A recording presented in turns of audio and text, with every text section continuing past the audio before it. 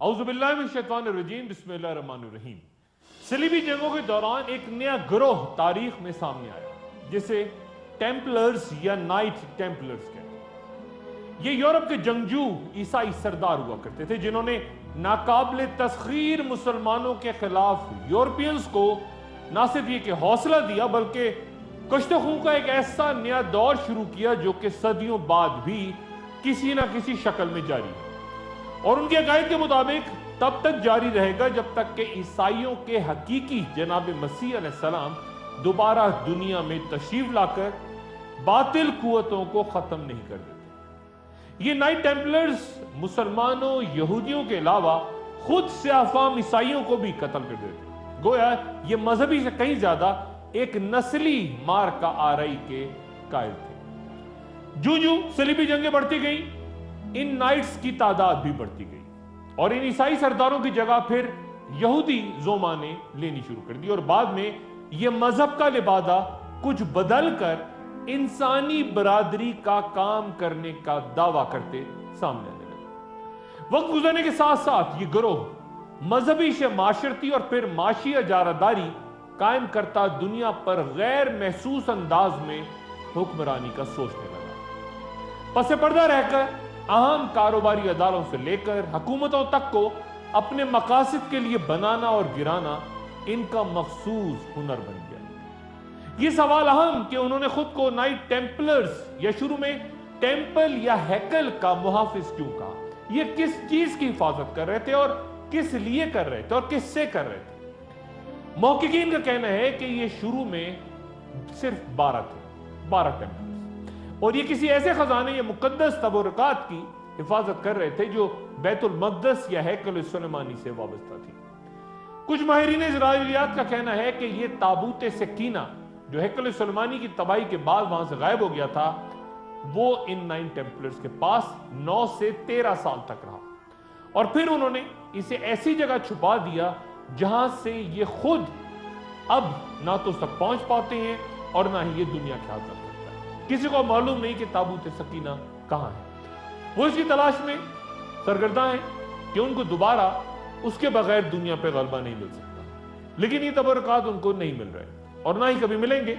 उन्हें सिर्फ इमाम मेहदी आखिरुज़्ज़मा से पहले बरामद करेंगे और आखिरुज़्ज़मा में उन्हें इमाम मेहदी के पास देखकर कई यहूदी ईमान भी ले आएंगे और बहुत से उसे तस्लीम करने से इनकार भी कर देंगे। इन तबरकात के मुहाफिज के तौर पर सलीबी दुनिया में मजहबी हैसियत से फाल ये गिरोह तब टेम्पलर कहलाता था। रफ्ता रफ्ता ये मईशत पे हावी आता गया। एक दौर ऐसा भी आया कि यूरोप के तमाम बादशाह तक इन टेम्पलर्स के मकरूज हो गए, लेकिन फिर फ्रांस के बादशाह फिलिप चहारम के सामने उनकी साजिश अया हो गई। उसने उस वक्त के टेम्पलर्स के साथ मिले हुए पोप को बरतरफ करके एक नए पोप को टेम्पलर्स के तमाम मामलात की छानबीन का हुक्म दिया। हकायक जो सामने आए वो तवक्को से ज्यादा खतरनाक थे। चुनांचे तमाम मुल्क में टेम्पलर्स को गिरफ्तार करके उनकी तंजीम पर पाबंदी लगा दी गई, अमलाक जब्त कर ली गई और मुजरिम साबित होने पर उन्हें फांसियां दे दी गई। तंजीम के आखिरी ग्रैंड मास्टर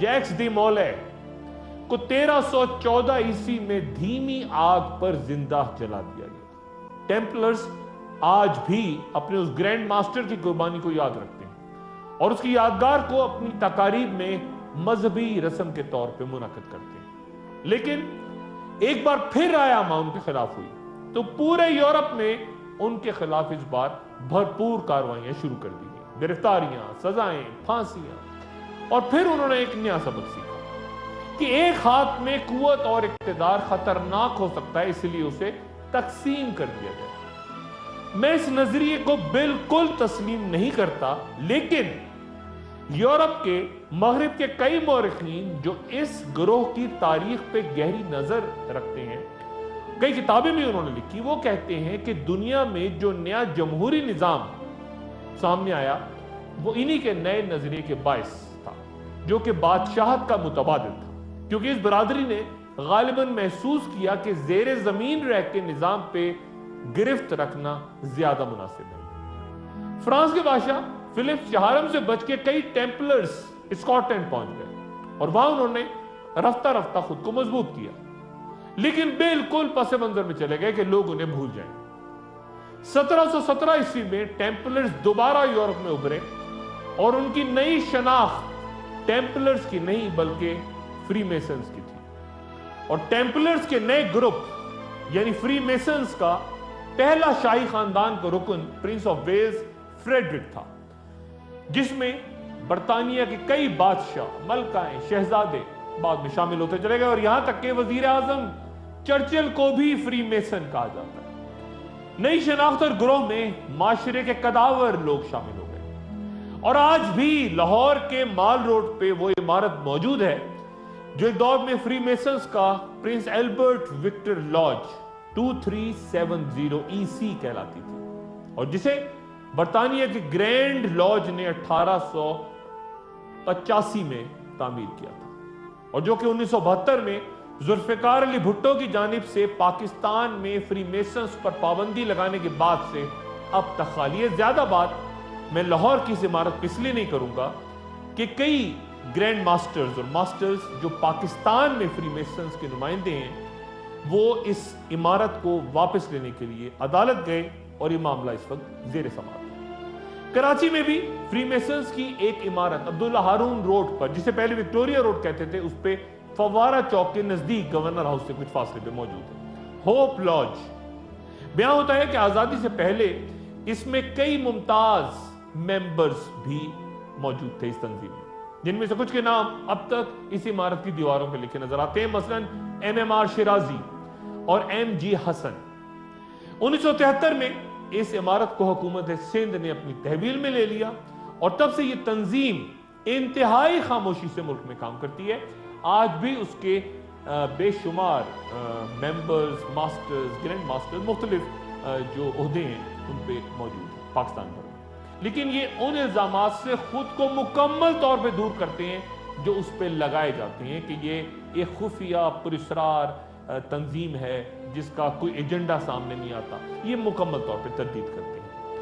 وہ لوگ جو دجال کو کسی ایک شخص کے بجائے ایک نظام، ایک شیطانی نظام سمجھتے ہیں، وہ مختلف گروہوں کو، میں یہاں فری میسنز کی بات نہیں کر رہا، مختلف گروہوں کو، خصوصاً بینکاری پہ گرفت رکھتے افراد کو اس کا اہم کردار سمجھتے ہیں۔ مختلف علامات ان کے نظام میں خاص پیغامات دینے کے لیے استعمال ہوتی ہیں، جن پر بعد میں کہیں گفتگو کروں گا، لیکن وہ لوگ جو فری میسنز کی علامات اور نشانات، خصوصاً ایک آنکھ، مخصوص ستارے، پینسل، کمپاس وغیرہ کو سمجھتے ہیں، پڑھ سکتے ہیں، وہ مختلف جگہوں پہ ان کا استعمال دیکھ کے چونک جاتے ہیں۔ مائیکل جیکسن جدید میوزک کی دنیا کا بے تاج بادشاہ سمجھا جاتا ہے۔ کچھ لوگ اسے فری میسن سے منسلک کرتے رہے اور کچھ اس کے مسلمان ہونے کا بھی دعویٰ کرتے رہے، لیکن دنیا کی معروف شخصیات کس طرح بے خبری میں پراسرار قوتوں کے ہاتھوں استعمال ہو جاتی ہیں، اس کے لیے مائیکل جیکسن کے معروف گانے ڈینجرس کو ملاحظہ کیجیے۔ You know you want me.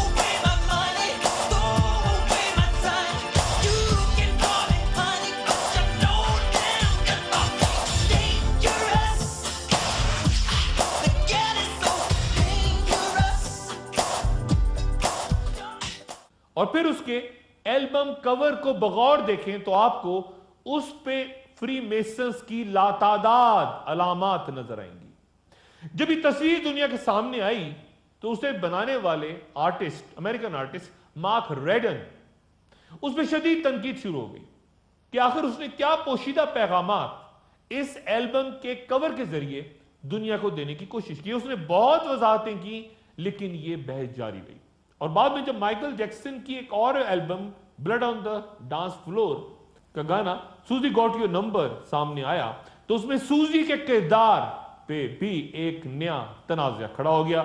یہ سوزی کون ہے اور اس کا تعلق بھی پھر فری میسن سے اس کردار کا بنا دیا گیا۔ اور پھر معروف گلوکارہ میڈونا، ان کا گانا لائک اے پریئر اور اس کے وہ مصرے انتہائی متنازع ہو گئے جن میں وہ کہہ رہی ہیں کہ جب تم میرا نام پکارتے ہو تو یہ مجھے دعا کی طرح لگتا ہے، میں اپنے گھٹنوں کے بل جھک جاتی ہوں اور تمہیں आधी रात में अपने साथ ले जाना चाहता हूं।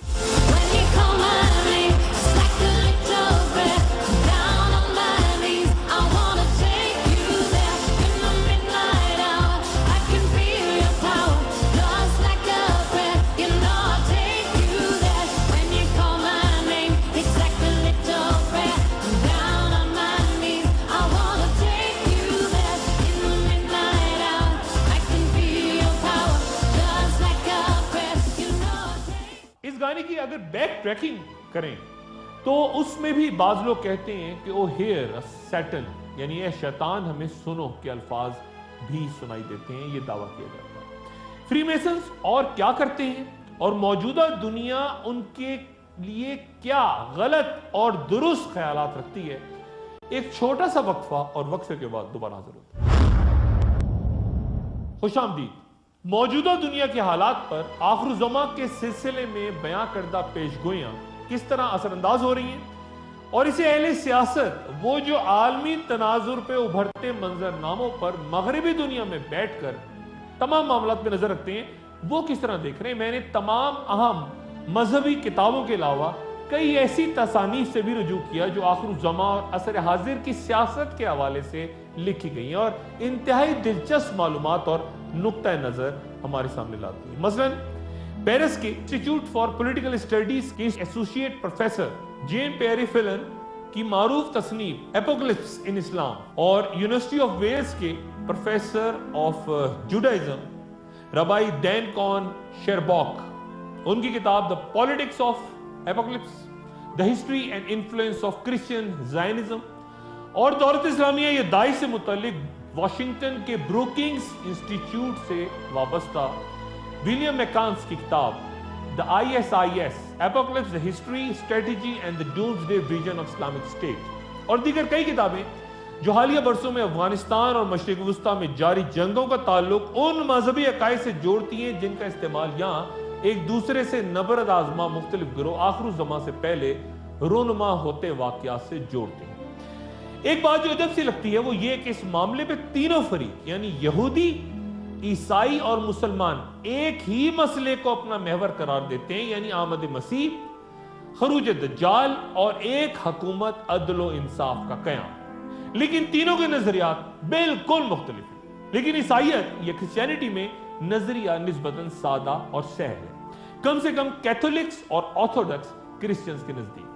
सिर्फ प्रोटेस्टेंट्स ईसाइयों के आखिर-उज़्ज़मा में नजरियात कुछ मुख्तलिफ और यहूदी ख्यालात से करीब तर है, जिसे दीगर ईसाई यहूदियाई ईसाइयत या जुडियाई क्रिश्चियनिटी कहते हैं। जब कैथोलिक ईसाइयत में मसीह की आमद का जिक्र होता है तो मुराद सिर्फ ईसा अलैहिस्सलाम इब्न मरियम की दोबारा आमद होती है, जिसे सेकंड कमिंग ऑफ जीसस भी कहते हैं। उस दिन और घड़ी के बारे में कोई नहीं जानता, ना फरिश्ते ना बेटा, बल्कि सिर्फ बाप।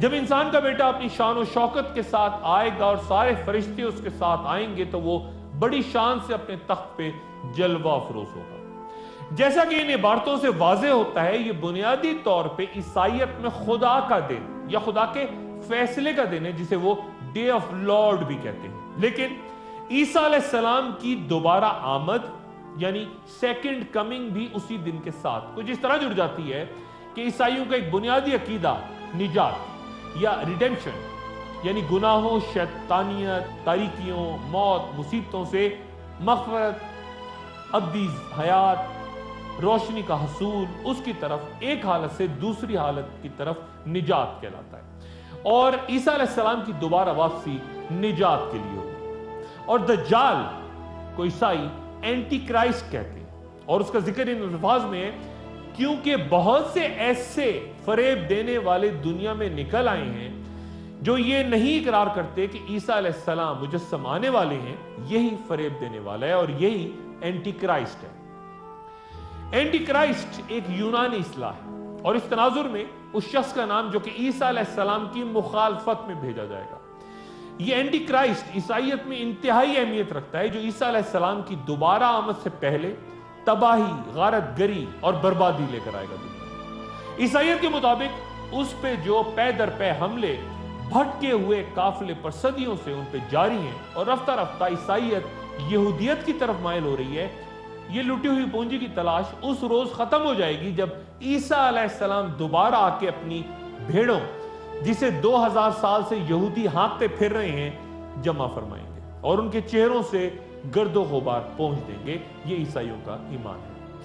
نہ صرف آخر الزماں سے پہلے ہوتی بڑی جنگوں بلکہ حالیہ دور میں بھی دنیا بھر خصوصاً مشرق وسطیٰ میں ہوتی خونریزی کے سلسلے میں چند بنیادی باتیں ہر مسلمان کے ذہن میں نقش ہونا ضروری ہے۔ حضرت عبداللہ بن مسعود رضی اللہ تعالیٰ عنہ سے روایت ہے کہ رسول اللہ صلی اللہ علیہ وآلہ وسلم نے فرمایا کہ قیامت کے دن لوگوں کے درمیان سب سے پہلے قتل کے فیصلے کیے جائیں گے۔ واضح رہے کہ ابو داؤد کی وہ روایت جس میں سب سے پہلے نماز کے حساب کا ذکر ہے، لیکن مذکورہ روایت کا تعلق حقوق و لباس سے ہے، یعنی دونوں احادیث میں کوئی فرق نہیں۔ جبکہ قرآن شریف میں اللہ تعالیٰ فرماتے ہیں اور ایک بنیادی اصول کو واضح کرتے ہیں، جس نے کسی ایک جان کو کسی جان کے بدلے کے بغیر یا زمین پر فساد کے بغیر قتل کیا تو گویا اس نے تمام انسانوں کو قتل کیا۔ جبکہ ایک اور جگہ ارشاد باری تعالیٰ ہے کہ وہ جو اللہ کے ساتھ کسی معبود کو نہیں پکارتے اور نہ اس کی جان کو قتل کرتے ہیں جسے اللہ نے حرام کیا ہے مگر حق کے ساتھ، اور نہ زنا کرتے ہیں، اور جو یہ کرے گا اسے سخت گناہ ملے گا، اس کے لیے قیامت کے دن عذاب دگنا کیا جائے گا اور وہ ہمیشہ اس میں ذلیل ہوتا رہے گا۔ یہ آیات اور احادیث اس مرحلے پہ بیان کرنے کا مقصد اس گروہ کے بارے میں مختصر طور پہ بتانا ہے جو کہ بہت اہمیت رکھتا ہے، ماضی میں بھی، حال میں بھی اور مستقبل میں بھی۔ آخر زمان کی ایک اہم نشانی کئی فرقوں کا جنم لینا اور خصوصاً خوارج کا طاقتور ہو جانا ہے، اور آخر زمان میں چونکہ جنگ و جدل و خونریزی بڑھ جائے گی، اسی لیے مسلمانوں کا انتہائی محتاط رہنا ضروری ہے کہ وہ خود کو ہلاکت میں نہ ڈالیں۔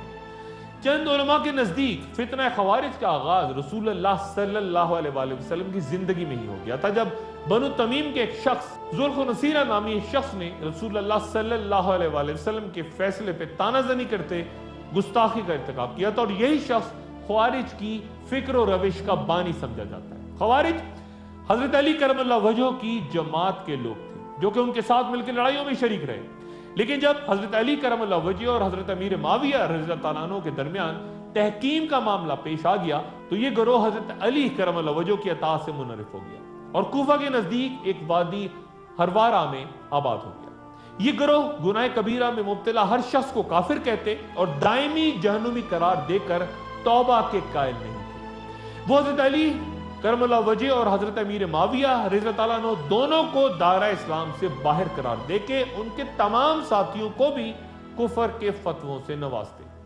ابتدا میں حضرت علی کرم اللہ وجہ کا ساتھ چھوڑتے اس گروہ کی تعداد 8000 اور بعض روایات کے مطابق 16000 تھی۔ یہ لوگ الگ ہو کے ہرواہ میں ٹھہر گئے۔ سیدنا علی کرم اللہ وجہ نے انہیں سمجھانے کے لیے حضرت عبداللہ بن عباس رضی اللہ تعالیٰ عنہ کو بھی بھیجا، جنہوں نے ان سے مناظرہ کر کے ان کو قائل بھی کیا، لیکن کچھ لوگ قائل ہوئے، باقی تمام اپنی گمراہی پہ موجود رہے۔ یہاں میں یہ بات یاد دلاتا چلوں کہ حضرت عثمان رضی اللہ تعالیٰ عنہ کی شہادت کے بعد مسلمانوں میں 2 گروہ وجود میں آ گئے تھے۔ ایک حضرت علی کرم اللہ وجہ کے ساتھ جو کہ خلیفہ وقت تھے، اور دوسرا گروہ حضرت امیر معاویہ رضی اللہ تعالیٰ عنہ کے ساتھ جو کہ خون عثمان رضی اللہ تعالیٰ عنہ کا قصاص مانگ رہے تھے۔ اس نزاعی حالت سے خوارج نے بھرپور فائدہ اٹھایا اور پہلے حضرت علی کرم اللہ وجہ کی حمایت میں لڑتے رہے، مگر جنگ صفین کے دوران جب خونریزی سے بچنے کے لیے پرامن مصلحت یعنی تحکیم یا ثالثی کا رستہ اختیار کیا گیا تو یہ تمام مسلمانوں کو کافر کہتے الگ ہو گئے۔ انہوں نے حضرت عبداللہ بن حباب رضی اللہ تعالیٰ عنہ اور ان کی زوجہ کو صرف اس لیے قتل کر دیا کہ انہوں نے حضرت علی کرم اللہ وجہ اور حضرت عثمان غنی رضی اللہ تعالیٰ عنہ کے خلاف فتویٰ دینے سے انکار کر دیا تھا۔ یہ بھی یاد دلاتا چلوں کہ آخر الزمان کی ایک علامت یہ بھی ہے کہ قیامت تب تک قائم نہ ہوگی جب تک 2 عظیم جماعتیں آپس میں نہ لڑیں اور ان کے درمیان خونریزی ہوگی، حالانکہ دونوں کا دعویٰ ایک ہی ہوگا۔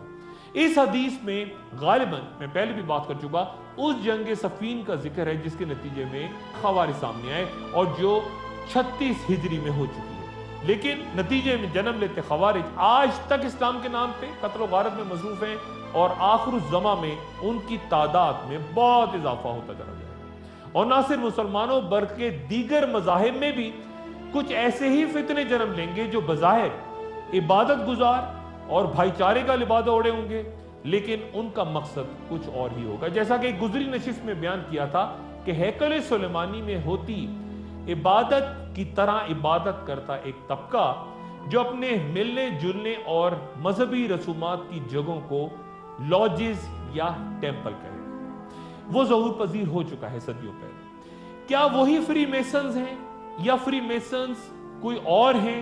वो तरदीद करते हैं फ्री मेसन्स के हम वो लोग नहीं हैं। एक बड़ा तनाज़ा तारीख में चला रहा है। वक्फे के बाद कुछ फ्री मेसन्स के बारे में। खुशामदीद। दज्जाल कहां है? हजरत तमीम दारी रज़ियल्लाहु अन्हु की रवायत उस हदीस के बाद कि वो एक जजीरे या समंदर में है, कई उलमा ने दावा किया कि वो मकाम सिर्फ और सिर्फ पुरस्रार बरमूदा ट्रायंगल ही हो सकता है, जो कि बहरे ओकेनूस के मगरिब और अमेरिका के रियासत फ्लोरिडा के जनूब मशरिक में वाक़ है। ये मगरिब की जानिब खलीज मैक्सिको से जनूब में जजीरे ल्यूअर्ट और फिर शुमाल में बरमूदा तक 300 जजायर का मजमू है, जिसकी आबादी 65,000 नफूस पे मुश्तमिल है। अक्सर जजायर गैर आबाद हैं और सिर्फ 20 जजीरों पे इंसान बसते हैं। गुजरे 400 सालों से लोगों ने वहां जाकर आबाद होने की कोशिश की, लेकिन चूंकि वहां माजी में इंतहाई नाकाबिले यकीन हादसात वाकयात रूनमा हो चुके हैं, इसलिए तमाम तर जदीद साइंसी यकीन दहानियों के बावजूद अक्सर जहाजों की, तैयारों की कोशिश होती है कि उस इलाके से दूर रह के सफर करें। और अगर मुसाफिर जहाज की एयर होस्टेस से ये पूछें सफर शुरू होने से पहले कि क्या जहाज बरमूदा ट्रायंगल पर से गुजरेगा, तो अमूमन जवाब मिलता है कि नहीं। हालांकि कई जहाज हर रोज बगैर किसी मसले खैर ऑफिस से उसके ऊपर से गुजर जाते हैं। 1813 में अमेरिका के तीसरे नायब सदर एरोन बर्ग की बेटी थियोडोसिया, जो कि जनूबी कैरोलिना के गवर्नर जोसेफ एल्स्टन की बीवी भी थी, इस बरमूदा ट्रायंगल में गायब हो गई जब वो अपने वालिद से मुलाकात के लिए उस वक्त की मशहूर कश्ती पैट्रियट में सवार होकर न्यूयॉर्क जा रही थी। पैट्रियट का कप्तान उस वक्त दुनिया का बेहतरीन कप्तान माना जाता था। अमेरिकन वाइस प्रेसिडेंट ने तमाम तर वसाइल अपनी बेटी की तलाश में झोंक दिए, लेकिन उसका कोई अता पता न मिला। और फिर अगले ही साल यानी 1814 में अमेरिकी बहरी बेड़े का एक और मशहूर जहाज वेस्प, उसको भी बरमूदा ट्रायंगल निकल गया। उसका कप्तान एक हीरो के तौर पे पूरी दुनिया में जाना जाता था, बहुत मारूफ शख्स था। और फिर जहाजों के गायब होने का एक लामुतनाही सिलसिला शुरू हो गया। एक और जहाज बरमूदा के पानियों पर इस तरह तैरता मिला कि उसके तमाम मुसाफिर और कप्तान गायब, और खाने की मेजों पे खाना इस तरह लगा हुआ था गोया मेहमान खाना खाते खाते अचानक किसी काम से उठ के गए हों। किसी हादसे का कोई निशान नहीं था। यह जहाज कैरोल डीरिंग था और ये फिर इसी हालत में तैरता तैरता आके साहिल पर रेत में फंस गया। और एक ऐसा ही जहाज एस एस्टेल बरमूदा के समंदर में बगैर मुसाफिर और अमले के तैर रहा है। और ज्यादा ताज्जुब की बात यह कि एक अरसे तक इसे रिकॉर्ड में गर्क दिखाया जाता रहा। क्या जी बात है कि एक डूबा हुआ जहाज फिर सतह समंदर पे उभरा है। 1850 तक इस इलाके में तकरीबन 50 बहरी जहाज गायब हो चुके थे और फिर 1945 से यहाँ तैयारे भी गायब होना शुरू हो गए। और ये तब हुआ जब फ्लोरिडा से 10 बमबार तैयारे तरबियती परवाज के लिए उड़े, वापस आ गए और 2 गायब। फिर 5 मजीद तैयारे उसी साल गायब हो गए और उनको ढूंढने के लिए जो तैयारा गया वो भी गायब हो गया। अमेरिकी बहरिया और ज्योग्राफिक बोर्ड उसमें बरमूदा ट्रायंगल का लफ्ज मौजूद नहीं उनकी डिक्शनरी में। कई साइंसदान यहाँ गैर मामूली वाकयात या पैरानॉर्मल एक्टिविटीज से मुकम्मल तौर पे इनकार करते हैं और उनका कहना है कि तमाम जहाजों और तैयारों के साथ मामलात बिल्कुल वैसे ही रहे जैसा कि दूसरे तैयारों या जहाजों के साथ दूसरे इलाकों में। जबकि कई साइंसदान गैर मामूली वाकयात की वजह इस इलाके में एबनॉर्मल मैग्नेटिक वेव्स या गैर मामूली मकनातीसी शुआओं की मौजूदगी और नतीजतन कुतुबनुमा या कंपास की खराबी बयान करते हैं। जबकि एक नजरिया यह भी है कि इस इलाके में जन्म लेते गैर मामूली जलजले उन सरकश मौजों या स्ट्रीम्स को जन्म देते हैं जो कि जहाजों को इस कुव्वत से अपनी जानिब खींचती हैं कि वो चंद लम्हात में कहीं तह में जाके गुम हो जाते हैं। और इन्हीं वजूहात की बुनियाद पे जन्म लेते झटकों से फजा में उड़ते जहाज और उनके पायलट्स अपना कंट्रोल खो देते हैं और मकनातीसी शौओं के बायस समंदरों में भी निकल लेते हैं।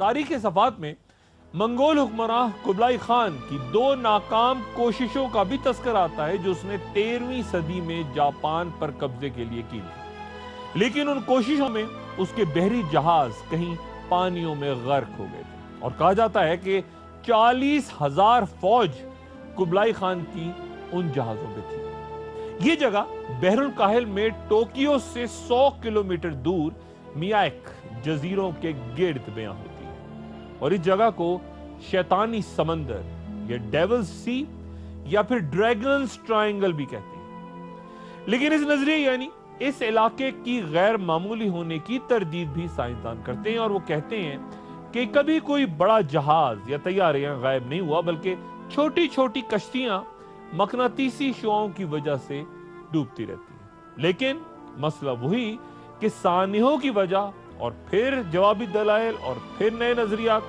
दुनिया के इन 2 बड़े समंदरों यानी बहरे ओकियानूस के बरमूदा ट्रायंगल और बहरुल काहिल के ड्रैगन्स ट्रायंगल के बारे में ना सिर्फ माफूक अल फितरत वाकयात हम रोज सुनते हैं, बल्कि चंद लोगों के नजदीक इन दोनों जगहों का आपस में भी एक ना समझ आने वाला ताल्लुक मौजूद है। कोई ऐसा राज जो रहमानी नहीं शैतानी है कि वहां जहाजों के कुतुबनुमा या कंपास काम करना छोड़ देते। ना सिर्फ जहाज डूब जाते हैं बल्कि डूबे जाने वाले जहाजों का दोबारा तैरना इसकी कोई वाज़ेह दलील नहीं दी जा सकती। इसलिए तहकीक को हर बार साजिशी नजरिए का नाम देके रोक दिया जाता है। हजरत तमीमदारी की हदीस के मुताबिक अगर दज्जाल किसी जजीरे में कैद है तो उसे किसी बात पर शदीद गुस्सा आएगा और वक्त मुकर्ररा पर वो तमाम बंधन तोड़कर तैश की हालत में बाहर निकलेगा। ये वो वक्त होगा जब तमाम मुसलमान मुल्क के शाम में मस्जिद अमवी में इमाम मेहदी के पीछे और हजरत ईसा अलैहिस्सलाम के साथ नमाज की तैयारी कर रहे हैं और तभी तौरात और इंजील की रवायत के मुताबिक गारों में सोए इज़हाब कहफ भी जाग उठेंगे और मुसलमानों की तरफ बढ़ते दज्जाल के लश्कर में शामिल हो जाएंगे। दज्जाल के लश्कर में 70,000 अफराद बयान होते हैं जो गैर मामूली ताकतों के साथ हजरत ईसा अलैहिस्सलाम और इमाम मेहदी की तरफ बढ़ेगा। लेकिन क्या इस जंग से पहले वो हैकल सुलेमानी तीसरी बार तामीर करके एक बड़ी यहूदी सल्तनत दुनिया में बना चुका होगा? क्योंकि तभी तो उसे 70,000 का लश्कर अपना बादशाह तस्लीम करेगा। तो क्या हैकल सुलेमानी की तामीर के लिए मस्जिद अक्सा भी शहीद हो चुकी होगी? क्या यह भी आखिर ज़मा में लाजिम है मस्जिद अक्सा का मुस्तकबिल?